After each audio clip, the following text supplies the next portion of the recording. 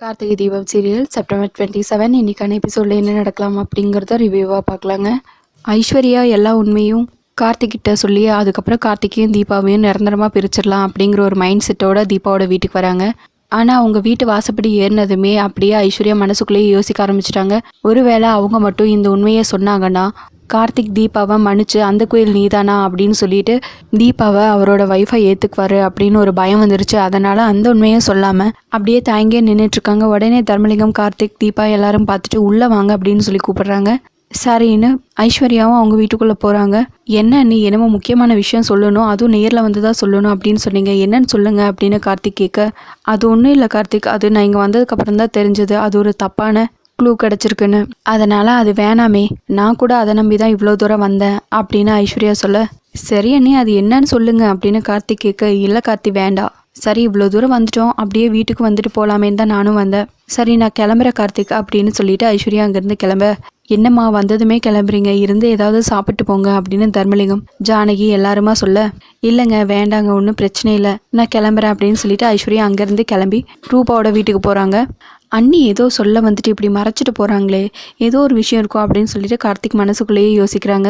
ஐஸ்வர்யா ரூபாவோட வீட்டுக்கு போகவும், என்னக்கா இவ்வளோ லேட் பண்ணிட்டீங்க, நீங்கள் வருவீங்கன்னு சொல்லி நானும் ரொம்ப நேரமாக வெயிட் பண்ணிட்டு இருந்தேன் அப்படின்னு ரூபா சொல்ல, இல்லை உங்கள் வீட்டு அட்ரஸ் தேடி கண்டுபிடிச்சி வர்றதுக்கு கொஞ்சம் லேட் ஆயிடுச்சுன்னு ஐஸ்வர்யா சொல்ல, நான் கூட பயந்துட்டேன் எங்கே தீபாவோட வீட்டுக்கு போயிட்டீங்களோன்னு அப்படின்னு ரூபா சொல்லிட்டு இருக்க, சேச்சே நான் எதுக்கு அங்கே போக போகிறேன், நான் ஒன்றை பார்க்குறதுக்காக தான் இங்கே வந்தேன் அப்படின்னு சொல்லிட்டு ரூபாவோட கையில் ஒரு ஃபோனை கொடுக்குறாங்க. அதுக்கப்புறம் ரெண்டு பேரும் சேர்ந்து ஏதோ ஒரு பிளான் பண்ணுறாங்க. சரி நான் கிளம்புறேன் அப்படின்னு சொல்லிட்டு ஐஸ்வர்யா கிளம்ப, என்னக்கா இவ்வளோ தூரம் என்ன பார்க்குறதுக்காக வீட்டுக்கு வந்துட்டு ஒரு காஃபி கூட சாப்பிடாம போகிறீங்களே, இருங்க ஒரு காஃபியாவது சாப்பிட்டு போங்க அப்படின்னு சொல்ல, இல்லை வேணாம் ரூபா டைம் ஆச்சு நான் கிளம்புறேன்னு ஐஸ்வர்யா கிளம்புறாங்க. அப்போ ஐஸ்வர்யா மனசுக்குள்ளேயே யோசிச்சுட்டு இருக்காங்க, ஏய் நான் என்ன உன்னை காப்பாற்ற வந்தேன்னு நினச்சிட்டு இருக்கியா, எங்க கார்த்திக் எல்லா உண்மையும் தெரிஞ்சிருச்சுன்னா தீபாவை அவரோட ஒய்ஃபை ஏற்றுக்குவாருங்கிற ஒரு பதட்டத்தோடு நான் இங்கே வந்து உங்ககிட்ட அந்த ஃபோனை கொடுத்தேன் அப்படின்னு மனசுக்குள்ளேயே யோசிச்சுட்டு அங்கேருந்து கிளம்பிடுறாங்க. இன்னொரு பக்கம் ரூபா, ஏய் நீ என்ன எனக்காகவே ஹெல்ப் பண்ணுறதுக்காக இங்கே வந்திருப்ப, கண்டிப்பாக அந்த தீபாவும் கார்த்திக்கும் ஒன்று சேரக்கூடாது, ஹஸ்பண்ட் அண்ட் ஒய்ஃப் ஆயிடக்கூடாதுங்கிற ஒரு எண்ணத்தோடு தானே இங்கே வந்திருப்ப, எனக்கு தெரியாதாடி உன்னை பற்றி அப்படின்னு ரூபா மனசுக்குள்ளேயே யோசிச்சுட்ருக்காங்க. அடுத்ததான் ஐஸ்வர்யா அவங்க ஊருக்கு போய் வீட்டில் அபிராமிக்கு டீ எல்லாம் போட்டு கொடுத்துட்ருக்காங்க. அப்போ அபிராமி அங்கே வச்சுட்டு போன குடிச்சுக்கிறேன் அப்படின்னு சொல்ல, இல்லாத நீங்கள் குடிங்க நான் வாங்கிட்டு போகிறேங்கிறாங்க. வேண்டாம் நான் குடிச்சிட்டு கப்பை நானே எடுத்துகிட்டு வந்துக்கிறேங்கிறாங்க. அபிராமி, என்ன இந்த அத்தை எப்போ பார்த்தாலும் சிடுசிடுனே பேசிகிட்டு இருக்காங்க, நம்ம சொல்ல வந்ததே சொல்ல முடியாது போல இருக்கே அப்படின்னு மனசுக்குள்ளேயே யோசிச்சுட்டு தயங்கியே நின்றுட்டுருக்காங்க. அப்போது அபிராமி, என்ன விஷயம் ஐஸ்வர்யா சொல்லு அப்படின்னு சொல்லி கேட்க, அது ஒன்றும் இல்லாத, அங்கே திருவிழாலாம் முடிஞ்சிருச்சு, ஆனால் இன்னும் கார்த்திக் இங்கே வரலையே, அந்த தீபா ஃபேமிலி சரியான ஃப்ராடு ஃபேமிலி, கார்த்திகை மயக்கி அங்கேயே இருக்க வச்சுட்டாங்க பாருங்க 3 நாள், இப்படியே விட்டுட்டோம்னா கார்த்திகை அப்படியே வச்சுப்பாங்க அப்படின்னு ஐஸ்வர்யா சொல்லிட்டு இருக்க. ஐஸ்வர்யா என்ன பேசுகிற நீ, திருவிழா முடிஞ்சு என்ன 10-15 நாளாக ஆச்சு, நேற்று தானே முடிஞ்சிச்சு, கார்த்திக் இன்னைக்கு வந்துடுவான், என் பிள்ளைய பற்றி எனக்கு நல்லா தெரியும், நீ பேசாமல் இங்கேருந்து கிளம்பு அப்படின்னு சொல்லிட்டு திட்டி விட்டுறாங்க. அதுக்கப்புறம் அபிராமி ஐஸ்வர்யா சொன்னதையும் அப்படியே யோசிச்சு பார்க்குறாங்க. இன்னொரு பக்கம் ரூபா தீபாவுக்கு கால் பண்ணி வீட்டுக்கு வர சொல்லி கேட்குறாங்க. சரின்னு தீபாவும் கிளம்பி வராங்க. என்ன விஷயம் மேடம் சொல்லுங்க அப்படின்னு நேரில் வந்து கேட்க, என்ன எதா இருந்தாலும் சொன்னாதான் வருவியா, ஏன் எதுக்குனால கேள்வி கேட்டுட்ருக்க, ஃபோனில் கூப்பிட்டா வரமாட்டியா அப்படின்னு சொல்லி திட்டிட்டு அதுக்கப்புறம் ஃபோன் எடுத்து தீபா கையில் கொடுக்குறாங்க.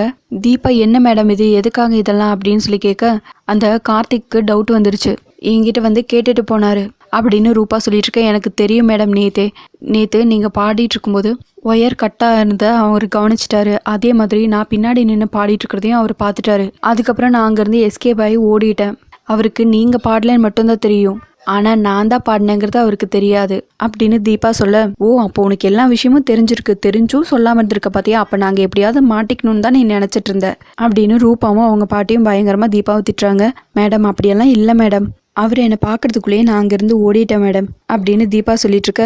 சரி இப்போ அந்த கார்த்திக் யார் பாடினதுன்னு வந்து எங்கிட்ட கேட்டுட்டு போனா, நீ என்ன பண்ணுறனா இந்த ஃபோனில் பல்லவிங்கிற நேமில் அவர்கிட்ட பேசு, பல்லவி தான் எனக்கு பின்னாடி இருந்து குரல் கொடுத்ததுன்னு நான் சொல்லி சமாளிச்சுக்கிறேன், அவர் எப்போ ஃபோன் பண்ணாலும் நீ பேசு அப்படின்னு ரூபா சொல்ல, மேடம் என்ன மேடம் இப்படியெல்லாம் சொல்கிறீங்க, ஏற்கனவே நான் ஒரு பொய் சொல்லிட்டேன்னு என் மனசை அப்படியே கிடந்து அடிச்சுக்குது, திரும்ப திரும்ப அவர்கிட்ட பொய் சொல்லி ஏமாற்ற என்னால் முடியாது மேடம் அப்படின்னு தீபா சொல்ல, ஓ அப்படியா, அப்போது எங்ககிட்ட வாங்கின பணத்துக்கு வட்டியோட சேர்த்து எல்லாத்தையும் எடுத்து வச்சுட்டு அதுக்கப்புறம் இந்த ஃபோனை வாங்காம இரு, இல்லை அது முடியாதுல்ல, அப்போ பேசாமல் இந்த ஃபோனை வாங்கிக்கோ அப்படின்னு தீபாவோட கையை பிடிச்சி ஃபோனை கொடுக்குறாங்க ரூபா.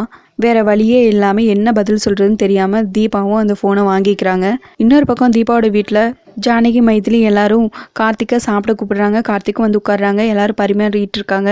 மாமா எங்கே அப்படின்னு சொல்லி கேட்க அவர் கொஞ்சம் வெளியே போயிருக்காரு தம்பிங்கிறாங்க ஜானகி. அவரும் வந்துட்டு எல்லாம் சேர்ந்து சாப்பிடலாம் அப்படின்னு கார்த்திக் சொல்ல, இல்லை தம்பி அவர் வர முன்ன பின்ன ஆகும், நீங்கள் சாப்பிடுங்க அப்படின்னு சொல்லிட்டு இருக்காங்க. அந்த டைமில் கரெக்டாக அபிராமி கால் பண்ணி, கார்த்திக் திருவிழாலாம் முடிஞ்சதில்லப்பா, எப்போ வர அப்படின்னு சொல்லி கேட்க, அம்மா நான் மதியம் லஞ்சுக்கு அங்கே வந்துடுவேம்மா அப்படின்னு கார்த்திக் சொல்ல, ஆமாப்பா கார்த்திக் இங்கே பிஸ்னஸ் டீலிங்ஸ் எல்லாம் கொஞ்சம் பெண்டிங்கில் இருக்குது, நீ வந்தாதாப்பா முடியும் அப்படின்னு சொல்ல, சரிம்மா பார்த்துக்கலாம் நான் வந்துடுவேங்கிறாங்க கார்த்திக். சரிப்பா அப்படின்னு சொல்லிட்டு அபிராமியும் ஃபோனை வச்சிடுறாங்க. என்ன தம்பி திடீர்னு மத்தியானமே கிளம்புறேன்னு சொல்கிறீங்க? இன்றைக்கி தான் மாமா அசைவெல்லாம் எடுத்துகிட்டு வரேன்னு சொல்லிட்டு போயிருக்காரு, நீங்கள் மதியம் இருந்து சாப்பிட்டுட்டு தான் போகணும் அப்படின்னு ஜானகி மைதிலி 2 பேரும் சொல்ல, பரவாயில்லைங்க 4 நாளாக நான் விருந்து தானே சாப்பிட்ருக்கேன், நான் மதியத்துக்குள்ளே அங்கே போய் ஆகணுங்க, இன்னொரு நாள் சாப்பிட்டுக்கலாம் அப்படின்னு கார்த்திக் சொல்லிட்டு இருக்காங்க. அதுக்குள்ளே கரெக்டாக ரூபா கால் பண்ணுறாங்க.